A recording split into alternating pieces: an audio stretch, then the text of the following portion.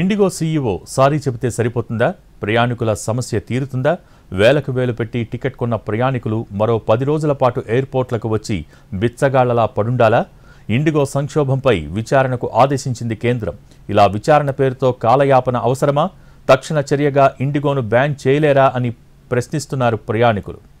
సౌకర్యవంతమైన ప్రయాణం ఆశిస్తూ వేలకు వేల రూపాయలు వెచ్చించి టికెట్లు కొన్నారు. ప్రయాణంలో జాప్యం లేకుండా ముందుగానే టికెట్లు బుక్ చేసుకున్నారు. కానీ విమాన ప్రయాణికులకు చుక్కలు చూపిస్తోంది ఇండిగో యాజమాన్యం. దేశవ్యాప్తంగా అనేక నగరాలలో విమానాశ్రయాల్లో ఆవేదనను వ్యక్తం చేస్తూ ఉన్నారు అక్కడికి వచ్చిన ప్రయాణికులు. దీనికి సంబంధించి పూర్తి సమాచారం మా ప్రతినిధి రాజు ఢిల్లీ నుంచి అందించేందుకు సిద్ధంగా ఉన్నారు. రాజు, ప్రస్తుతం అక్కడ ప్రయాణికుల ఆవేదన ఏ విధంగా ఉంది? దానికి సంబంధించి పూర్తి అప్డేట్స్ ఏంటి?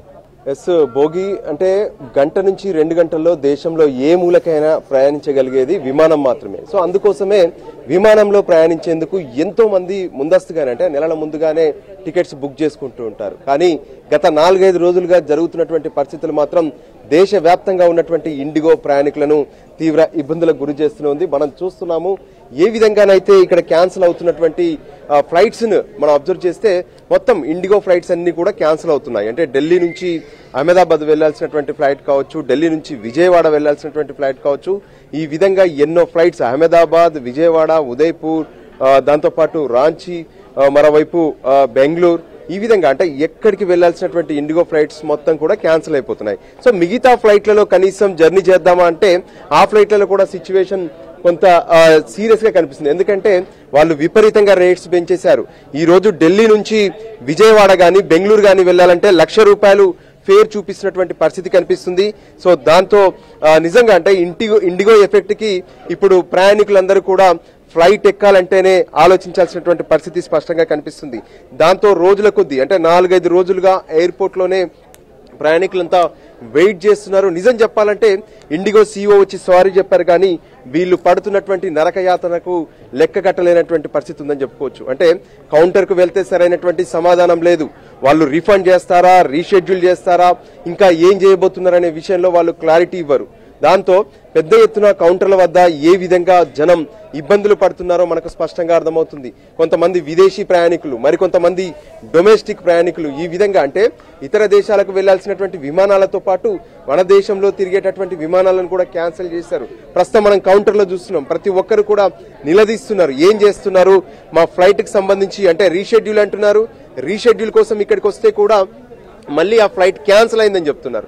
అంటే ఒక ఫ్లైట్ ఏ విమానాన్ని చూసినా సరే అవి కూడా మనకు లోకల్ గా ఉండవు. ఎందుకంటే ప్రతి ఎయిర్పోర్ట్ కూడా అవుట్స్కట్స్ లోనే ఉంటాయి. అంటే ఇక్కడికి రావాలంటే కనీసం 1000 నుంచి 1500 లేదంటే 2000 కూడా ఖర్చు పెట్టుకుని ఎయిర్పోర్ట్ కు చేరుకునేటటువంటి పరిస్థితి ఉంటుంది. కానీ తీరా ఇక్కడికి చేరుకున్నాక ఇప్పుడు ఫ్లైట్ క్యాన్సిల్ అయిందని చెప్తున్నారు. అంటే వాళ్ళు వెనక్కి వెళ్ళాలి. ఒకవేళ హోటల్లో ఉంటే మళ్ళీ హోటల్ తీసుకోవాలి, లేదంటే మరికొన్ని ఇబ్బందులు. ఇంకోవైపు ఎమర్జెన్సీల విషయంలో వెళ్తున్నటువంటి వాళ్ళు కావచ్చు, అంటే ఎవరైతే కొంత హెల్త్ బాగా లేకపోవడం కానీ లేదంటే ఇంకెవరైనా చనిపోయినటువంటి వాళ్ళ కోసం వెళ్తున్నటువంటి వాళ్ళు కానీ ఇటువంటి ఎన్నో కారణాలు ఉన్నాయి. దాంతో ప్రతి ఒక్కరూ మానసికంగా శారీరకంగా కూడా ఇప్పుడు ఎంతో టెన్షన్ పడుతున్నటువంటి పరిస్థితి మనకు ఎయిర్పోర్ట్లలో కనిపిస్తుంది. ఎయిర్పోర్ట్లలో పరిస్థితికి మాత్రం నిజంగా అంటే తమ ఫ్లైట్ ఎప్పుడు ఉంటుంది ఏంది అంటూ వాళ్ళు పడుతున్నటువంటి ఇబ్బందులను ఇన్ని కావాలని మనం స్పష్టంగా చెప్పుకోవచ్చు. అంటే ఒకవైపు వేలకు వేలు టికెట్లకు ఖర్చు పెట్టి ఇప్పుడు గంటల తరబడి ఈ లైన్లలో నిల్చోవడము, రోజుల తరబడి ఎయిర్పోర్ట్ లో ఎదురు చూడడం, ఇవన్నీ నిజంగా అంటే కొనుక్కొని తెచ్చుకున్నటువంటి కష్టాల్లాగా ఇప్పుడు స్పష్టంగా కనిపిస్తున్నాయి. సో వీళ్ళను అడిగి తెలుసుకునే ప్రయత్నం చేద్దాం. మామ్ ఆప్ కహాं पर जाना है? गोवा इन्होंने कैंसिल कर दी कल एंड रिटर्न की गायब ही हो गई PNR. मतलब यहाँ की दिल्ली टू गोवा कैंसिल कर दिया और बोला you receive refund, but I was trying to cancel my incoming from Goa to Delhi और वो गायब हो गया है as if I didn't pay for it. उनसे बात किया, उन्होंने यहाँ भेजा. यहाँ पे लाइन मूव नहीं कर रही है, everybody is just getting added, nobody is getting time to help. तो I don't know, this is आप काउंटर में पूछे तो क्या बोले? उन्होंने बोला कॉल करो, कस्टमर केयर को कल से कॉल कर रही हूँ, कोई नहीं उठा रहा. चैट पे ट्राई किया, कोई रिप्लाई नहीं कर रहा है. ईमेल किया, ऑटोमेटेड रिस्पॉन्स आके केस क्लोज हो गया. So this is my last resort. पर यहाँ पे लाइन इतनी बड़ी होती जा रही है, don't know how to reach there. Right, చూడొచ్చు ఒక కస్టమర్ ఇక్కడికి వచ్చారు. సో సార్ आप कहाँ जाना है, क्या बोल रहे हैं? मेरे को कोचिंग जाना था और माई somebody was urgently कल फ्यूनरल था. अच्छा. तो फ्यूनरल के लिए जाना था और मैंने इसलिए इमरजेंसी में टिकट बुक किया है टिकट करने के बाद फ्लाइट कैंसल्ड, वो फिर दोनों मैंने वापस भी बुक किया था, दोनों कैंसिल कर दिया। शेड्यूल किया रिफंड? नहीं, वो बोल रहा रिफंड करेगा। आई डोंट नो विल गेट। कितना दिन लगेगा रिफंड करने के लिए? 3 or 4 days। 4 days। That is. तो आप तो फाइनल राइट्स के लिए जाना था एक्चुअली? हाँ, फ्यूनरल के लिए जाना था, जा नहीं पाया, फ्लाइट इज कैंसिल। फिर जाने का फायदा क्या, रिटर्न भी लेके रखा दोनों। अब टिकट पहले कब किया था? मैंने कल परसों किया था, बस इमरजेंसी केस था इसलिए परसों किया है, लेकिन कैंसिल कर दिया पूरा।